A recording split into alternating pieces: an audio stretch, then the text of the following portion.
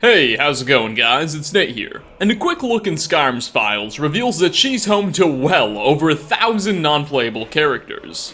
While a good chunk of these folks are just generic NPCs like Bandit or Spider, many of Skyrim's characters are much deeper, with their own personal backstories, motivations, and personality traits. Most of these folks are pretty straightforward with the Dragonborn, and are fairly honest about what they're up to or what they're after. But some of the Elder Scrolls V's most intriguing people aren't so noble or trustworthy, and Skyrim's various quest lines will put us on a collision course with a significant portion of these devious individuals.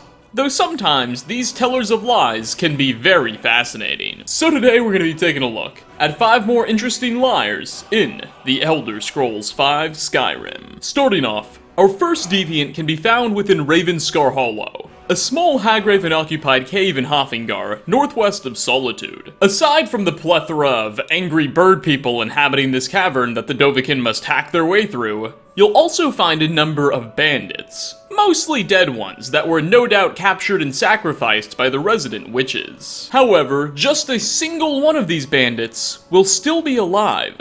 Within a cage, one can stumble across an unnamed marauder with a randomly generated appearance, who will beg the player to unlock their cage and free them. In return, the bandit promises to help you clear out whatever remaining ravens are left in the dungeon.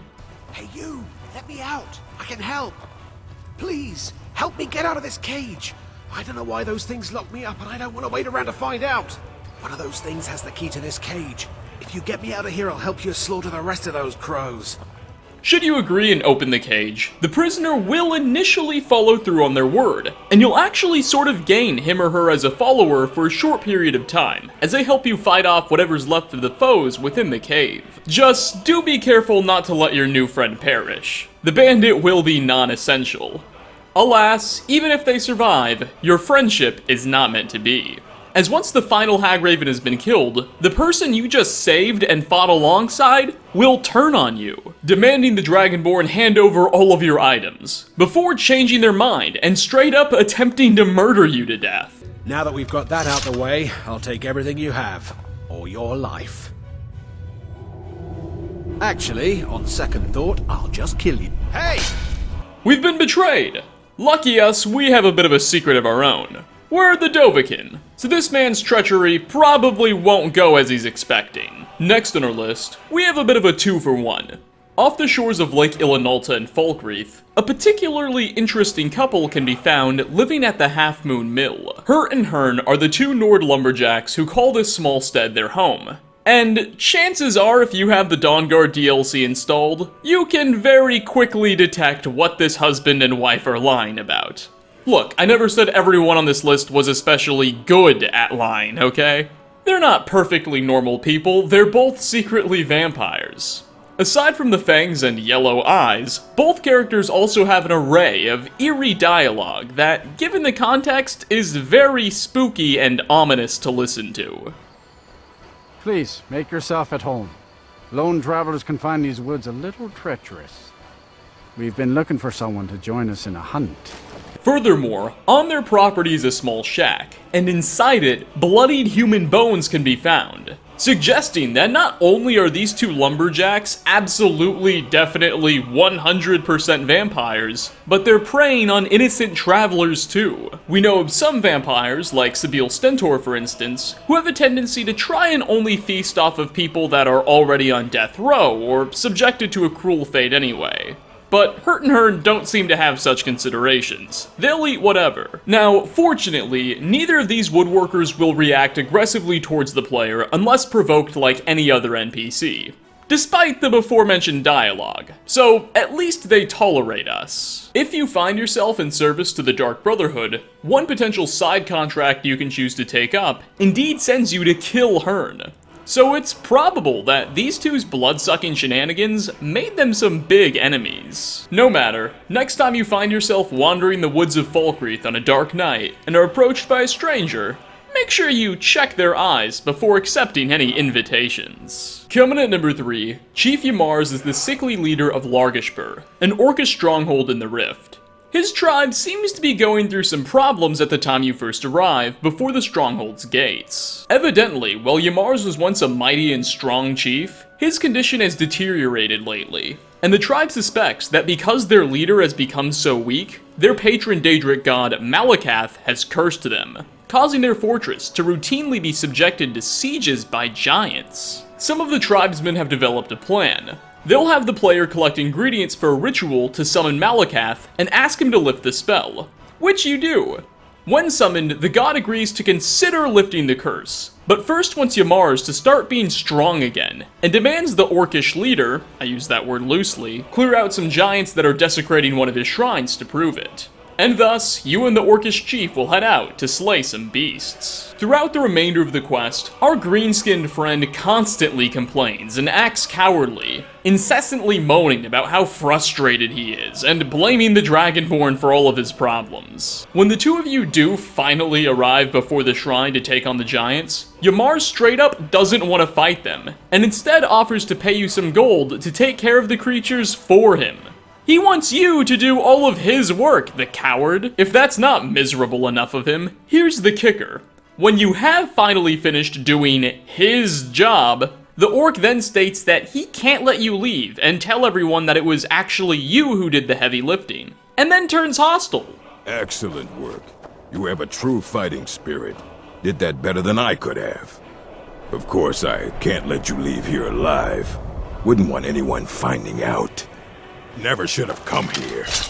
So to recap, you and the orc spot the giants, he offers you a bunch of gold to go kill the giants, you then go kill the giants for him, and then he says he can't let you leave and tell everyone he's a coward. Now, you can decline the chief's offer and refuse to fight the giants for him. If you do this, he'll attack the giant on his own, only to get killed pretty much immediately due to his lower stats. But nonetheless, the nerve of this person. When you return to the stronghold alone and tell everyone what happened, thankfully Malakath will have your back and stick up for the player before naming a new leader to the tribe and giving you a neat little reward, completing the quest. A word of advice that some of the characters on this list don't seem keen on following: probably not the best idea to lie to a video game's protagonist. It just doesn't end well. For fourth spot, this deceiver isn't a treacherous bandit, nor a mill-dwelling secret vampire, but instead, an advisor in a Jarl's court. Reyreth is the elderly Nordic steward of Markarth's Jarl Igmund, and has apparently occupied his position in Understone Keep for decades, even serving Igmund's father. However, the old man has been keeping a pretty big secret from both his bosses and the people of his hold. You see, during Skyrim Civil War questline, if one chooses to align with the Stormcloaks, during the quest Compelling Tribute, we discover that in Reyreth's bedroom, within a nightstand, he's been hiding an amulet of Talos. The man still worships Tiber's Septum. This is a big deal, considering the Reach is an Imperial-aligned hold, where the worship of such a god is prohibited. And there's even a Thalmor agent living in Markarth's court specifically tasked with rooting out his followers. As he admits, if Reyreth were caught, he would almost certainly be executed. Additionally, there's also a handful of Talos-related books in his quarters as well, only adding further confirmation. Now, all of this damning information aside, his continued worship of Talos doesn't appear to be the steward's only secret either. If the Dova visits Hag's Cure, a potion shop in the city, its owner may ask you to deliver Reyreth a special potion as a part of a really short miscellaneous quest. Simply take the potion, find Reyreth, and give it to him for a small reward. Though, if one stops for a moment and reviews the name of the potion that you're delivering while it's in your inventory, you'll find that, quite hilariously, it's called Stallion's Potion, and provides a small stamina buff. So, it looks like the elderly Nord is also being a tad promiscuous too. His secrets are safe with us. And finally, last on our list is a definite classic. Arvel the Swift, but clearly not swift enough, is, or depending on where you're at in your game, was a Dunmer bandit and fortune seeker who can be encountered at Bleak Falls Barrow. He broke into the ancient Nordic ruin after stealing a special key known as the Golden Claw, in hopes of unlocking the ruin's secrets and finding treasure, or something. We're actually not 100% sure what exactly it was Arvel was after, but he's also the reason you'll find bandits in here during your first visit too. Those are all mercenaries that the elf hired. Though despite his in-depth planning, fate played a cruel trick on Arvel the Slow. And when we find him, he'll be tied up in a spider web, awaiting to become arachnid food. You'll have to defeat the large beast guarding him, and proceed to cut Arvel the Slow out of his confines under the condition that he give you the claw. We need it ourselves in order to complete the quest.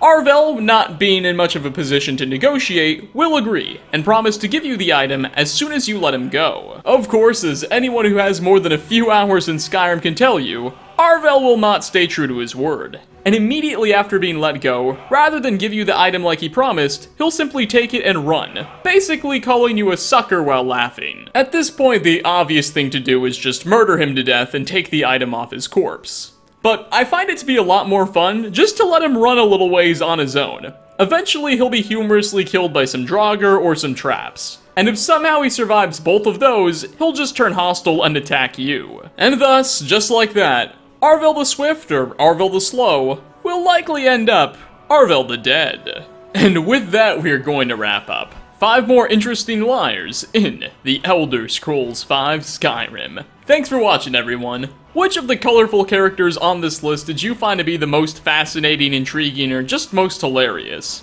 And what dishonest individuals do you know of that I've yet to tackle? Leave a comment down below. As always, like ratings are very much appreciated. Again, thanks for stopping by, and hope to catch you all in my next video. Peace out, everybody.